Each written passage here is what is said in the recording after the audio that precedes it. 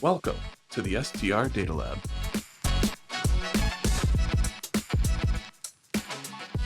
Hello and welcome to the STR Data Lab. I'm Jamie Lane, Chief Economist at AirDNA. I'm joined today by a very, very special guest.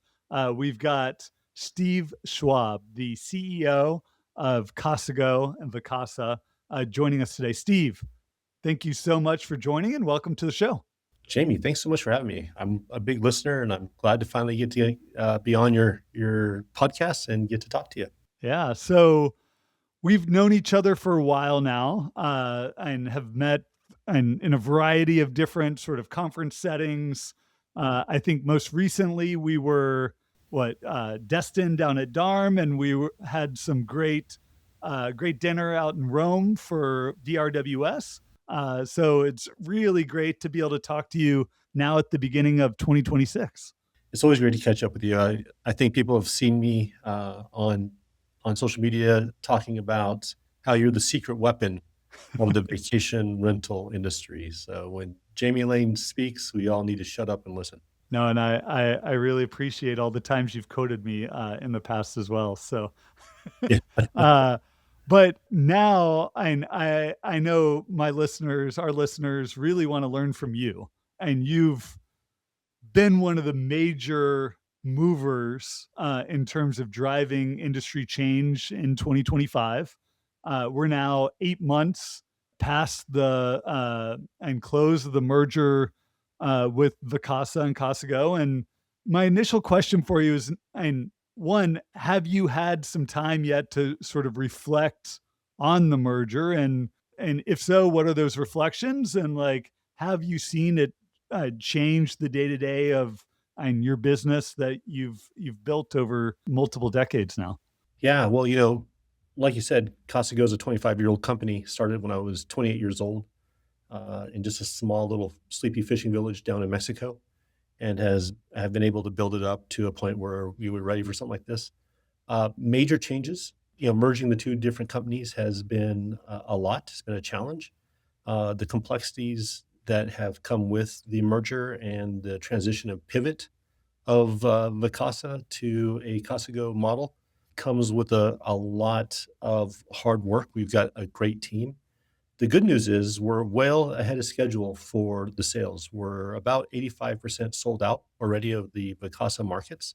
I tend to believe that we will be completely sold out by the end of the first quarter with all markets. And then the heavy lift of the transitions, getting everything out of the Vacasa, what they called admin, which was their home-built PMS, into the two different PMSs that we've chosen, Streamline, which I was a co-founder of, or Guesty, into those systems operating well and properly, and then getting all the existing franchisees up to speed, or getting all the new franchisees through Casago University trained up, operational, getting their feet from underneath them, getting their legs underneath them, and getting on with business is a big part of what we're doing for the past 8 months. So I guess to answer your question, no, I haven't had time to think about anything except making sure that we're doing a good job for our partners, our homeowners, our investors, and the communities themselves. Yeah, and I absolutely want to ask about some of the integrations with the new franchise owners that have come with these sales. But I first want to start with how the integrations landed with the legacy Casago partners and franchisees, because and you guys were already huge and one of the largest companies in the short-term rental space prior to merging with Vacasa. But this is absolutely, and I'm sure had a major impact on them. And not only all these new opportunities and to sort of integrate properties into their existing platform, but also change with Casago, new software opportunities, new and scale opportunities that have come with and growing this much. So how has it landed? It's landed well. There was a lot of trepidation when it first came out. Of course, I couldn't say anything before the deal was done. So it came as a surprise to a lot of our partners. We had a lot of paperwork that made sure that nobody said anything before the deal was done. So, some of our partners were certainly worried about it. Would it change Casago? Would it change the culture? Others were incredibly excited about the opportunity to be able to acquire Vacasa inventory and really kind of have a once in a lifetime opportunity to take, their locally owned and operated business and grow it into, all in one sweep, be able to grow into something that was a large operation.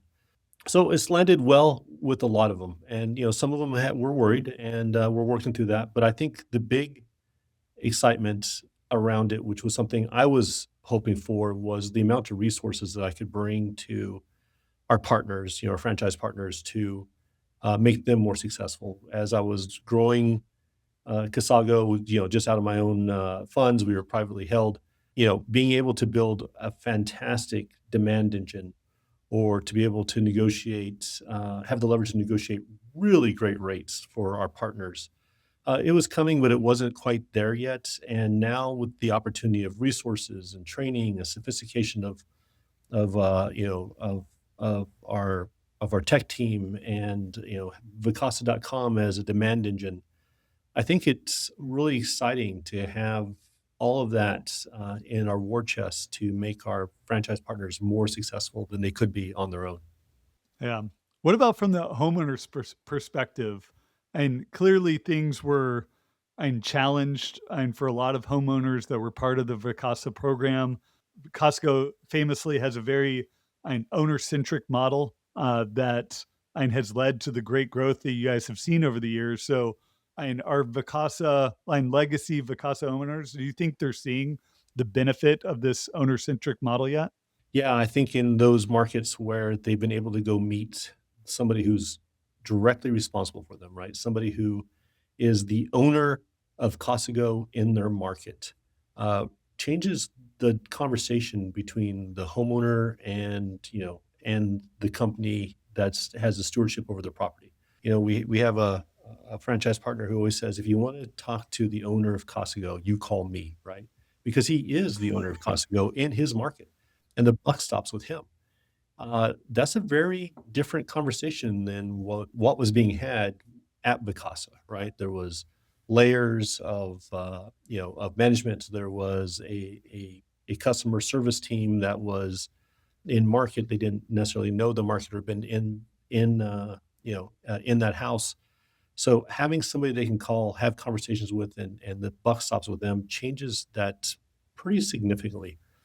We're seeing at once the partners get settled in and the transition is done and they get to know the homeowners, it's really beneficial to not only the homeowners themselves, but also the communities that they're operating in, because those franchise owners live there too, right? So that's their community as well. So there's a social responsibility to make sure that they're good neighbors in that community as we operate. So I think there's going to be massive changes for guest owners and the communities themselves. Yeah. What about the like operating cultures? Because and I assume two entirely different cultures with Vacasa and Casago. There's been and a lot of people that and with this change in operating model that aren't part of the new company, others that are. And what's been the hardest part about keeping morale high when you're transitioning this and centralized model to the franchise model? Yeah, there was a lot of fear with the Vacasa teammates, because they're like, okay, wait, what's going to happen? You're going to we've already been through several transitions. You're going to do what now? You're going to take this company and break it into pieces and sell it off to people who locally own and operate it. And what happens to me? Right. And that's a fair question. And there's of course, they're going to have feelings about that. They should. It's scary. The good news is 90% of the people who are in transition to markets are staying with Casago. They've been hired with Casago, and they come on, they get trained, and they're operating in those markets. So that's a fantastic, retention rate for our employees. And I was really committed from the beginning to make sure to save as many jobs as we could. And I've told our partners the problem at Vacasa wasn't with the teammates on the ground. It was configured as a software business instead of a hospitality business. And that's really tying the hands of a lot of good people to be able to do the jobs they need to do and make the decisions they wanted to make and empowering them in the way they needed to be empowered and be able to have conversations they needed to have. And so giving a lot of our teammates at Vacasa the chance to come over and prove themselves has been proven to be a good move, and really grateful for them and the job they're doing. And the truth is, they had to have a lot of faith in us because we told them, have faith, it's going to work out. And for the whole, it really, for the entirety of this, for 90% of them, it really has. But they had to have faith that doing their job was going to get them somewhere. And I'm really grateful that they've stuck with us through those times, because it's been scary for them. Yeah. So I want to hear you pitch me, Steve. So the franchise model is something that the industry is seeing really evolve over the past few years, and you guys have been at the forefront of it. But there's also been this and really push towards local brands and creating strong local brands. So if I, Jamie Lane, were starting a property management company today, why would I choose to franchise with Casago versus building my own local brand, getting to pick my own tech stack, being able to choose any sort of revenue management, and really build my company and then really own the 100% equity in my brand versus I'm going with Casago, taking your system and building off of that? Look, there's no one way to get to success in this industry. But I'll tell you this, that a lot of our property managers who are coming in, have to worry about what property management software they're on, how to choose those softwares, how to negotiate the rates, how do you do revenue management, what revenue management system should I use, who's been vetted, am I working with somebody who I can trust, what kind of resources do I need, how do I go out and do homeowner marketing, are there any templates that help me go out and build my inventory? How do I drive demand for the inventory I have? Is there anybody who can have a conversation with about, about how to do this business and what my financials should look like, and compare my numbers and make sure that I'm actually hitting, good metrics on that? Is there somebody I can call in the middle of the night when suddenly I can't figure out why this button doesn't work on my PMS? Wait, what happened is I'm disconnected from Airbnb and I can't get my reservations, and there's a problem going on, and I can't get anybody to help me out. If they call, and I can go online and look at what other people are saying, but I can't figure it out. All of those things come into play when you think about what this franchise model offers. We bring you in, we set you up, we make sure that you're in a protected territory. We're making sure that we help you with Casago University. We have 2 different locations and a team of 16 right now, do nothing but training for our franchisees. We have our partner success managers who are meeting with you weekly, making sure that your systems are working right, that you're following best practices, having conversations with you about how driving you forward and making sure that you're healthy in your business and in the way you're operating. The resources that we have from being able just to negotiate better rates, to get discounts, to make sure that the pricing you're getting is correct, and the vendors that we vet, along with the demand engine of Vacasa.com, which will stay as an internally owned OTA, which drives literally hundreds of millions of dollars worth of reservations for our partners. So at the end of the day, you do get choices. Like, you don't necessarily, like, for instance, Breezeway. You can choose Breezeway, and Breezeway is a fantastic option for you. But if you decide you don't want to use Breezeway, you don't have to. If you like Guesty or Streamline, you get to choose which one you want. Would you like to use Rubaru or not? That's fine. Would you like to use Wheelhouse, or would you like to use Pacer? It's up to you within that. And the truth is, you don't even necessarily have to use the ones we've vetted. But if you're within our ecosystem, if suddenly you're having a struggle with something, you can't figure out something works, we're trained in that. We know how to keep you operating not by yourself. And I'll tell you this, that when I first started as a property manager in Mexico, I was 28 years old, and I didn't know anybody, and I didn't know how this worked, and I had nobody to call. And I had to learn through getting beat around the head and neck by homeowners and guests until I figured it out.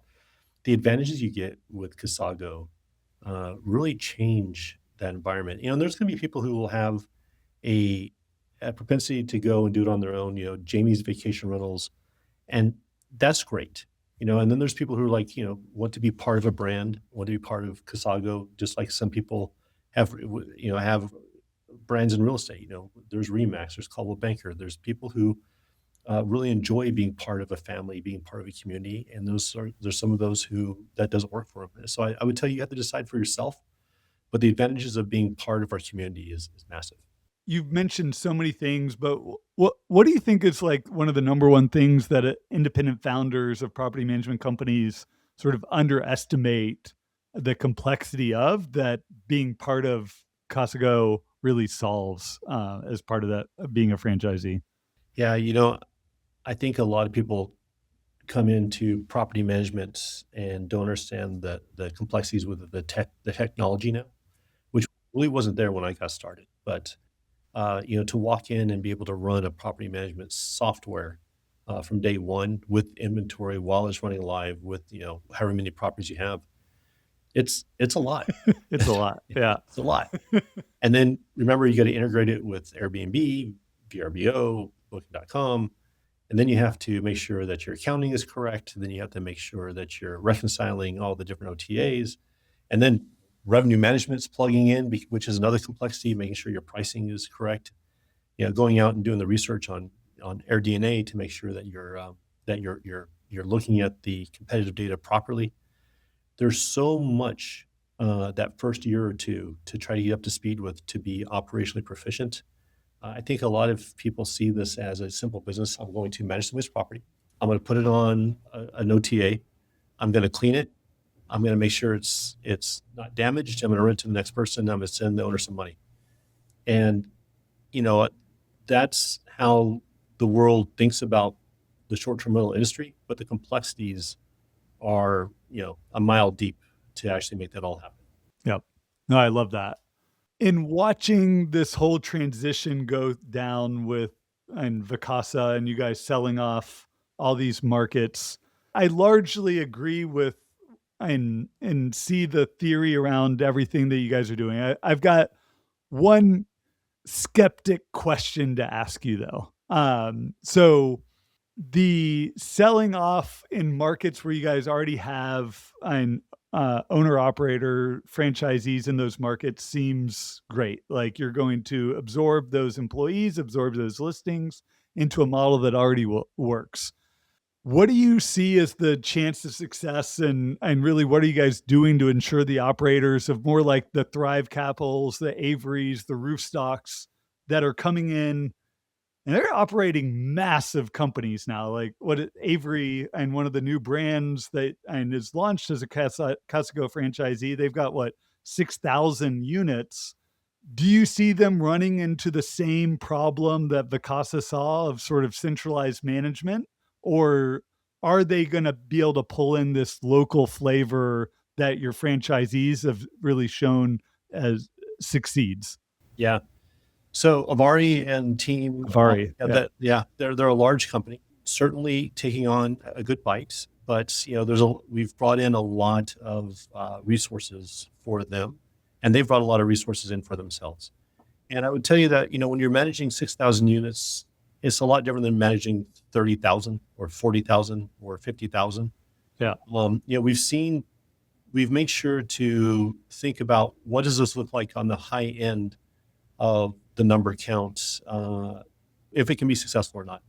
And, just like several property management companies out there at that size, they're able to be successful at that size. Even Vacasa was successful at that size. Mm-hmm. I think when you really start to get into the bigger numbers, you start to struggle with operations, with support. So yeah, I think that we've been able to break this down, even at our largest partners, to a place that with sophistication, with the right capital backing, that they're going to do well. And I think that they have, Casago University behind them. They have the support systems behind them. They have a brand behind them. And I honestly have thought a lot about how the cross-pollination of our smaller mom and pop style property managers who are local, who are, operating, 20 or 30 units, and then those who are medium sized, 100 to 500. And then we have those who are operating, some enterprise business units. I think the cross-pollination between all of those in the same community, we're already starting to see that there's a lot of conversations happening amongst them. Those who are, smaller or medium are getting conversations with sophisticated operators. Those who are sophisticated operators are getting conversations around the community about what does it mean to be local? What does it mean to have a brand? What does it mean to be owner-centric? What does it mean to provide quality over quantity? How are we thinking about how we decide what our future portfolios look like, and why does that matter now? So I'm actually really excited about having those conversations across the community that brings everybody up in their operational value and knowledge. Yeah. And have you guys thought about, like, at what point do you think a franchise system starts to strain under its own weight? Like, is there a point where Casago could, and do you think there's a point where it plateaus or it gets too big? Or do you think and the franchise model can scale and much bigger, or, and what we've seen more traditional PM companies been able to do? I think with the franchise model, we're really getting rid of a lot of the diseconomies of scale. The truth is, service is hard to scale past a certain point because human labor actually costs more to operate the bigger you get, right? So breaking that down into bite-sized elements in which it still works underneath the economics of our industry is important. But I think when you look at Casago as a franchise business, I don't think we're anywhere near uh, where our eventual scale will be. What's important to remember, as long as we are there providing value for our franchise partners, providing a fair deal in which it's better to do business with us than without us, and we're making sure that our brand is a brand that they're proud of and they're proud to be part of, and that we're driving the demands of they're going to be able to get more homeowners because they're well known, right? They're going to be able to we're able to bring more guests because of our demand drivers. They're going to be able to get better pricing. I think these are the sort of things that scale for a franchise, and especially when we think about international or being able to have people who are local, understanding the culture, understanding the laws, understanding the labor laws of all this, that becomes the key to our success. So you mentioned uh, Vacasa.com and being one of the largest booking platforms out there, and the growing scale of Costco. Do you imagine or have hopes that Costco or Vacasa will become like household consumer friendly names, or do you see that and can't or shouldn't happen, and with the investment needed to be able to build something large enough and have name recognition on the consumer side? I would love for Casago to be a forward-facing brand that's well known throughout not only the industry but with the public themselves. I think that's a long road to go down. I think we've got years before we get there, but building the internal reality so it becomes the external perception over time with a good brand, being something like Remax. When you look at Remax, you pull into any town in the USA, you see a red, white, and blue balloon. You don't have to ask what Remax is because it doesn't say real estate name. You just know that that's a real estate place, right? So being on par with that type of brand name recognition, Casago would be, is a goal to hit. I think that's the way that we've structured the franchise model, where the local partners are putting money into marketing and at the local level, where our marketing fund is there to build brand across the nation, and that's part of our charter and the way we think about our FDD and restrictions around how we spend that money to make sure that that's always going out there. Mhm. It's no longer an option to go out and build brand. It's part of the DNA. And so with time, I do think we get there. Yep. It can't be the STR Data Lab if I don't talk about some metrics. So I'm interested in what are the metrics as CEO of Casago that you're looking at on a regular basis and day-to-day, weekly, monthly to understand the health of your business? And then maybe separately, what are 2 to 3 key KPIs that you're tracking to sort of judge that the integration of Vacasa is healthy and progressing in the right way? Yeah, well, both at the franchise level and at the global level, churn speaks a lot. And I think that was the struggle that Vacasa had. Their churn was just eating them up. So it speaks to the health of our franchisees and making sure that they're best in class within their market. That will decide their churn. So, number one, how are we doing on churn? How are we doing at each market level, and how are we doing at the global level? I think that's a big part of it. How much demand are we driving for our franchise partners through our websites, Vacasa.com and Casago.com? What's our occupancy levels comparatively to the rest of the market? Is going to be important. And that has to be at the local level. I mean, as you know, segmentation is everything here, right? We're thinking about adoption rate of the different vendors. We're really watching that closely. We want to make sure that we're working with the best in class vendors. Who's going with which vendors, and then how are they performing comparatively to those who are working with other vendors, right? So, there might be 4 different revenue managers that we're working with, and then over time, is there a trend of one that's maybe either outperforming or underperforming comparatively to those who are out there? Making sure that we're following what each franchise market share is, because what we want to do is make sure that one of them isn't falling behind and we have a problem, making sure that we know as soon as they know or even before they know where the struggles are happening in growth and health of their organization is incredibly important to us. These are a lot of the things that we're thinking about as we build an organization that's really forward facing we're really forward facing with the health of our franchise partners, making sure that they're going to be successful, because their success is our success, right? So if we can continue to do that, not only will we have great partners, but we'll also have a great reputation and our partners will be the ones who tell people why they should join. It won't be me pitching you. It'll be 4 or 5 of my franchise partners who are gathered around you at a conference telling you should join and all the good things that are happening. And that's the real sales point. And that's how traditionally how Casago was built. We had a lot of referrals. I think over half of our sales were through referrals of other franchise partners. Well, you've just added a new KPI to my dashboard where I'm going to be tracking the Casago franchisees that are working with AirDNA and those that aren't, and making sure the growth rates, churn, revenue metrics are all better for those that are partners versus those that aren't.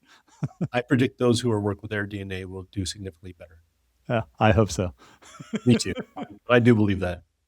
So, and it's a great sort of segue question and you have seen hundreds of property managers in your 25 years in running Casago. So I'm interested, like, what are 2 to 3 attributes and that sort of consistently separates sort of top A tier property managers from those that aren't A tier or maybe underperforming property managers? And using AirDNA can't be the answer, though. It's probably a good one. All right, then I'll go to number 2. It's really just one metric that comes to the top of mind, or one thing that changes, the success, is the ability to say no. A lot of property managers will say yes to almost any property. Some property managers will say yes to anything that's even some things that are even dangerous, and then try to get people to fix it up, right? The top tier property managers say no to inventory that doesn't fit their portfolio, and making sure that you curate properties that guests want, so that you're not having properties that just eat you alive. You're managing but not making any money at, which I've made that mistake before. Mhm. Making sure that you can say no to a homeowner when they want to do something that's unsafe or doesn't fit your values, or making sure that you can say no to a homeowner or a home that treats your staff poorly, because you'll churn your staff out, and that's the most important people in your ecosystem. And making sure to be able to say no to guests who want to abuse the property because you think you need the occupancy, but you're just going to end up beating that property to death. So the number one differentiator is the operators who can say no. And how much and are you guys able to help those franchise operators and know and how and when to say no? Because you guys have visibility and you probably know when someone's onboarding a property that probably isn't a good fit when you see and they're doing things that probably are leading them astray. Is that something that you guys are proactively and helping franchisees like understand, or is that something you really leave them? They're independently owned and operated and companies and they've got to learn and make those mistakes themselves. Well, at the end of the day, it is their business. What's important to understand, and what a lot of people ask when they're thinking about signing up as part of Casago, is it still my own business? Do I get the choices to make my own decisions? And yes, you do. As long as it's a safe property, these sort of things, we can't tell you not to. But we have weekly meetings with our franchise partners. We're constantly reviewing properties with them. We're having discussions with them around business development, curation of their portfolio. If you haven't spoken to us at least 2 or 3 times this week, then you're not picking up the phone or showing up to your meetings. This isn't something where we only contact you when it's time to pay the royalties. We're constantly working with our partners to make sure that they're finding success within that. So yes, we do help them curate that, but we also understand that this is their business. And I think that through discussions, with the partners, the orange meetings that we have, the materials at Casago University, the constant support they're having with all the different parts of Casago, it certainly helps them understand that in a way that I don't think they would without it. Yeah. And I've heard you mention now the sort of your orange values, the orange meetings multiple times. For those that don't know what that is, can you explain what it is and how it's helpful, how you found it helpful for your business? Sure. When the first time I took over a larger company than myself, I started hiring faster than I could actually have conversations with the team. And we had ran a solid little business up to about 60 units. And suddenly I took on 300 units in one day. The company had left town in the middle of the night, taking everybody's money, taking all the payroll. They were just gone. This is down in Mexico. And so we didn't even have enough people to run all the front desks. So we were hiring faster than we could train, and I started watching a lot of problems happen. And I sat down and started thinking about, why is this different than other organizations I belong to, and how do I catch back up to getting my voice, to be able to speak into what we're trying to do here. And I went back through some thoughts about being in the special operations with Ranger Battalion, different organizations, different orgs I belong to, and they all had a creed. So I sat down and I started writing out a set of principles. And these principles are really just guidelines on how we should make decisions that honor our values. Like thinking about, like, I am the owner's advocate. I'll make all decisions based on the owner's best interest. Well, if you can make a decision around that honors that, you're always going to make a good decision. And that's part of the vision. So I put together in a little booklet called the Orange Booklet. There's each letter of orange stands for something. We talk about it every single day, but if you understand your values, you build guidelines around those values to help people make decisions. You start to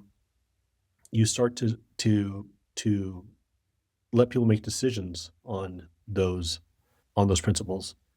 Over time, that becomes a social norm in which the organization starts to make decisions around those principles outside the oversight of leadership. When good decisions are being made, you end up building trust. And when you have teammates that you can trust, they get autonomy and you get scale. And so at the foundation of this is a principle based leadership in which people are making decisions outside the oversight of leaders. And that builds the brand because that becomes the internal reality of good decision making that grows a business. And I think that's been a lot of the success of Casago. How long has that and sort of stayed and lasted in terms in the test of time? Like, is this something that you've had for 10 years, 5 years? Like, how long have you been working with this? It's coming up on the company's been around for 25 years. It's been around for about 20 years or so. I'd have to go back exactly, but yeah, it's been about 20 years. I actually made myself like nauseous a few times trying to think about what should be in this, and uh, and really thinking about it. In fact, actually, my a funny story is my general manager of Mexico, who's been with me for nearly the entire 25 years.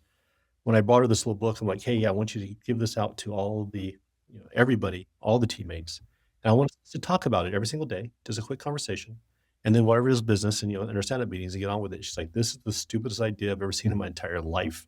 And she's like, also, what kind of egomaniac are you? There's a picture of you in here. You're going to make us all carry around a little booklet with your picture in it? I was like, just give it a try. And it took about 6 or 8 months. And, we had people quit. People said, this is a cult. I quit. They threw it in the garbage. They quit, which is actually a good thing. Um, and then one day she had a couple different experiences where she was watching people on their own take out the book or quote the book or teach other people about the book, about how they're making decisions. And she came to me, she's like, it's working. She's like, I hate to tell you this, but it's working. And she went from compliance to conviction that day. And she's been a big leader culturally ever since. And so making sure people have conversations around the principles so they get to own the principles themselves builds a community, builds a language. And I think that's how you build cohesion. If you go to when Matt Landau traveled all of the different markets in Mexico, he's like, it's so strange. Everywhere I go, they've never met each other, but they're speaking the same language. You can hear this same conversations happening in multiple markets, and there might be a little difference in the way they explain it or think about it, but there's cohesion of the conversations that builds a brand. And I think that's what the Orange Credo does. And by the way, if anybody's listening and would like a copy of it, just direct mail me on or DM me on LinkedIn. I'll send you a copy. I give it to everybody. Yeah. And speaking of another language I've heard you or seen you explain is the language of revenue management. You were nice enough to share your book with me, Revenue Management for the Rest of Us. And it really felt like a guide of like understanding the language of revenue management and how to think about it, how revenue managers are going to think about it, explain it, and then how as a owner, and you should be thinking about it within the and confines of your business. And we've been working a lot and within AirDNA on revenue management and some future products, but I actually bought it for my entire team, a copy, and it's really helped them sort of think about how property managers should and probably do think about revenue management, how it's kind of a piece of how they're running the business and how they're bringing in metrics on a day-to-day basis. So it's you've got a good knack for explaining languages in that way. Thank you. Yeah, I really enjoyed doing that. That came from, we had a revenue manager we were all dependent upon, and he got sick, and one day he was just gone. And Wow. we were all like, what do we do now? And so that book came from the idea that the rest of us really don't understand revenue management at the deep levels that we should. Mm-hmm. How do you hire a revenue manager? What's their role? What questions should we be asking? How often should you be getting a report? What should be in those reports? And what do all the words mean? And it's been helpful. Thank you for doing that. And I'm really glad you enjoyed it. When I heard that you enjoyed it, it was validation that I pulled it off. I still don't understand how you find time for things like that. I'm sure that's It took a few years. a labor of love, right? Yeah, it is, as a matter of fact. But it's something I think is important for our industry to be able to have a conversation about it. I know it was important for me when I didn't understand it. Yeah. So we're coming up on time, and I want to be respectful of your time. So, and sort of and some closing questions and thinking through the conversation today. A lot of it was on the merger with Casago and Vacasa, and it was definitely the big news. I would say positive news of the industry. There was a lot of negativity out there. There was a lot of changes the industry saw, the broader economy saw. But I think the integration that it looks like you've pulled off is going to be one of the big success stories of 2025 when we look back a few years from now. And maybe I want to ask you this question again a few years from now, but sitting here today, would you make the same decision to do this merger, or would you have done something differently now sitting back on what these last 12 months have sort of brought you? Yeah, no, of course I would make the decision again. I think that it's a positive move for the industry, like you said, and I think it's a positive move for my franchise partners and for those homeowners.